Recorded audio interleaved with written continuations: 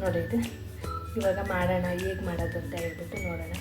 ತುಂಬ ಚೆನ್ನಾಗಿರುತ್ತೆ ಚಪಾತಿಗೆ, ಇಡ್ಲಿಗೆ, ದೋಸೆಗೆ, ರೈಸಿಗೆ ಎಲ್ಲದಕ್ಕೂ ಯಾವ ಮಾಡೋದು ಅಂತ ನೋಡೋಣ. ಇದಕ್ಕೆ ಬೇಕಾಗುವ ಸಾಮಗ್ರಿಗಳು ನೋಡೋಣ ಬನ್ನಿ. ಇದಕ್ಕೆ ಅಂತಲೇ ಕಟ್ ಮಾಡೋದಕ್ಕೆ ತುಂಬ ಚೆನ್ನಾಗಿರುತ್ತೆ ಇದು. ಇವಾಗ ಕಟ್ ಮಾಡ್ಕೊಳ್ಳೋಣ. ಇದೆಲ್ಲನೂ ಕಟ್ ಮಾಡಿರೋದಾಗಿದೆ.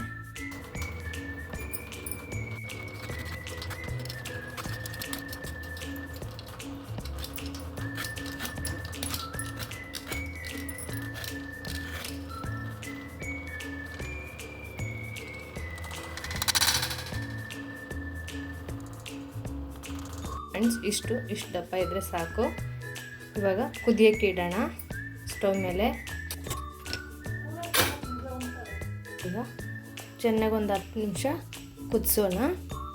ಇದಕ್ಕೆ ಬೇಕಾಗಿರೋ ಸಾಮಗ್ರಿಗಳು: ಸಣ್ಣ ಈರುಳ್ಳಿ, ಅರ್ಧ ಟೀ ಸ್ಪೂನಷ್ಟು ಸೋಂಪು, 1 ಹಿಡಿಯಷ್ಟು ಕರ್ಬೇವಿನ ಸೊಪ್ಪು, ಧನಿಯಾ 1-2 ಟೇಬಲ್ ಸ್ಪೂನು, ಜೀರಿಗೆ 1 ಟೀ ಸ್ಪೂನು, ಪೆಪ್ಪರು ಒಂದು ಅರ್ಧ ಟೀ ಸ್ಪೂನು, ಆಮೇಲೆ ಒಂದು 5 ಬೆಳ್ಳುಳ್ಳಿ, ಅರ್ಧ ಇಂಚು ಶುಂಠಿ, ಒಂದು 3 ಬೆಡಗೆ ಮೆಣಸು, 5 ಗುಂಟೂರು ಮೆಣಸು, ಟೊಮೊಟೊ 1 ಕಪ್ಪು. ಇಷ್ಟು ಹುರ್ಕೊಳ್ಳೋಣ. ಈಗ ಎಣ್ಣೆ ಹಾಕಿ ಹುರ್ಕೊಳ್ಳೋದಕ್ಕೆ ಒಂದು ಬಾಣಲಿ ಇಟ್ಕೊಳ್ಳೋಣ. ಹಾಗೆಯೇ ಒಂದು ಅರ್ಧ ಟೀ ಸ್ಪೂನಷ್ಟು ಎಣ್ಣೆ ಹಾಕ್ಕೊಳ್ಳೋಣ ಧನಿಯಾ ಎಲ್ಲ ಹುರ್ಕೊಳ್ಳೋದಕ್ಕೆ. ಈಗ ಧನಿಯಾ ಹಾಕ್ಕೊಳ್ಳೋಣ. ಹಾಗೆಯೇ ಜೀರಿಗೆ ಹಾಕ್ಕೊಳ್ಳೋಣ, ಕಾಳು ಮೆಣಸು ಹಾಕ್ಕೊಳ್ಳೋಣ, ಸೋಂಪು ಹಾಕ್ಕೊಳ್ಳೋಣ.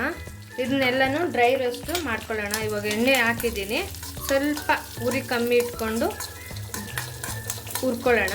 ಇದನ್ನೆಲ್ಲನೂ ತುಂಬ ಚೆನ್ನಾಗಿರುತ್ತೆ ಟೇಸ್ಟ್. ಈ ಥರ ಮಾಡಿದ್ರೆ ನನಗಷ್ಟು ತುಂಬ ಇಷ್ಟ. ಇದು ಎಲ್ಲಾದರೂ ಸಿಕ್ಕಿದ್ರೆ ಅಷ್ಟು ಬಿಡಬೇಡಿ, ತಂದು ಒನ್ ಟೈಮ್ ಆದರೂ ಮಾಡ್ಕೊಂಡು ತಿನ್ನಿ. ಸಿಗೋದಷ್ಟು ರೇರು ಇದು, ಎಲ್ಲೋ ಒಂದು ಜಾಗದಲ್ಲಿ ಸಿಗುತ್ತೆ, ಜಾಸ್ತಿ ಅಂಗಡಿಗಳಿಗೆಲ್ಲ ಸಿಗೋದಿಲ್ಲ. ಇದನ್ನ ಇವಾಗ ಹುರ್ಕೊಳ್ಳೋಣ ಅರ್ಧ. ಹಾಗೆಯೇ ಮೆಣಸಿನ್ಕಾಯಿನೂ ಇದರಲ್ಲೇ ಹಾಕ್ಕೊಳ್ಳೋಣ.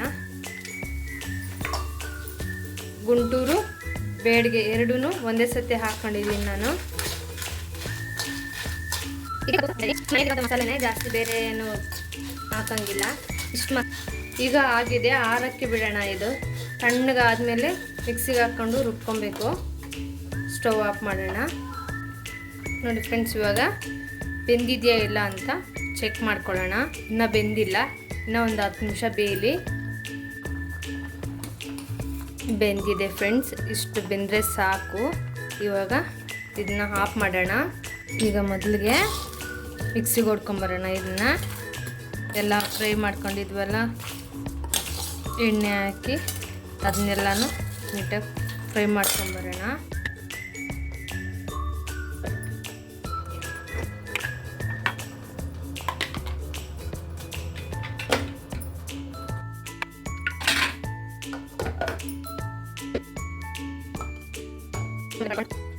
ಟೀ ಸ್ಪೂನ್ ಅಷ್ಟು ಹಾಕೊಳ್ಳೋಣ.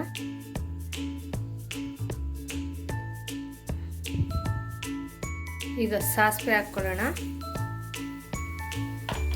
ಹಾಗೆಯೇ ಸ್ವಲ್ಪ ಸೋಂಪು ಹಾಕ್ಕೊಳ್ಳೋಣ. ಅದರಲ್ಲೇ ಕಟ್ ಮಾಡಿರೋಂಥ ಬಾಡಿಗೆ ಹಾಕ್ಕೊಳ್ಳೋಣ. ಈಗ ಫ್ರೈ ಮಾಡೋಣ. ಅದರಲ್ಲೇ ಹಸಿಮೆಣಸಿನ್ಕಾಯಿ ಹಾಕೋಣ, 1-2. ತುಂಬ ಟೇಸ್ಟ್ ಕೊಡುತ್ತೆ.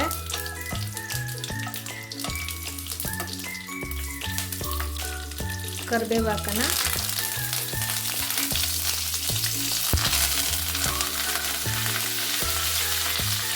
ರುಬ್ಕೊಂಬಂದಿರೋಂಥ ಆನಿಯನ್ ಹಾಕೋಣ. ಈಗ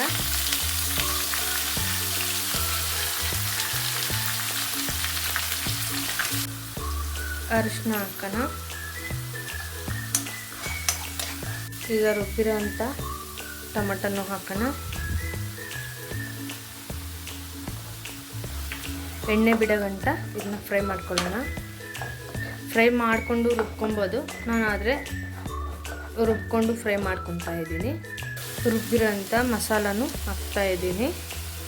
ಇದನ್ನೇನು ಜಾಸ್ತಿ ಫ್ರೈ ಮಾಡೋಂಗಿಲ್ಲ, ಮಟನ್ ಸಾಂಬಾರು ಇದ್ದಂಗೆ ಇರುತ್ತೆ ಫ್ರೆಂಡ್ಸ್. ಇದು ನಾನ್ ವೆಜ್ ಇದ್ದಂಗೆ ಇರುತ್ತೆ. ಇದು ತುಂಬ ಚೆನ್ನಾಗಿರುತ್ತೆ. ಇದನ್ನು ಫ್ರೈ ಮಾಡ್ಕೊಳ್ಳೋಣ. ಈಗ ಗರಂ ಮಸಾಲ ಒಂದು ಅರ್ಧ ಟೀ ಸ್ಪೂನ್ ಅಷ್ಟು ಹಾಕೋಣ. ಅದನ್ನು ಮಿಕ್ಸ್ ಮಾಡ್ಕೊಳ್ಳೋಣ. ಇಷ್ಟೇ ಮಸಾಲೆ. ಇದಕ್ಕೆ ರುಚಿಗೆ ತಕ್ಕಷ್ಟು ಉಪ್ಪು ಹಾಕ್ತಾ ಇದ್ದೀನಿ. ಅದು ಮಸಾಲೆಯಲ್ಲಿ ಚೆನ್ನಾಗಿ ಉರಿತೈತೆ. ಈಗ ಬೇಯಿಸಿ ಇಟ್ಕೊಂಡಿರೋ ಅಂಥ ಕಾಯಿನ ಹಾಕ್ಕೊಳ್ಳೋಣ. ಅದನ್ನು ಸ್ವಲ್ಪ ಫ್ರೈ ಮಾಡ್ಕೊಳ್ಳೋಣ. ಅದನ್ನು ಅದೆಷ್ಟು ಚೆನ್ನಾಗಿ ಬಂದಿದೆಯಲ್ಲ. ನಾನ್ ವೆಜ್ಗಿಂತ ಟೇಸ್ಟ್ ಇರುತ್ತೆ ಇದು. ವೆಜ್ ನಾನ್ ವೆಜ್ಜೇ ಅಂದ್ಕೋಬೋದು. ಇದು ಆ ಥರ ಇರುತ್ತೆ.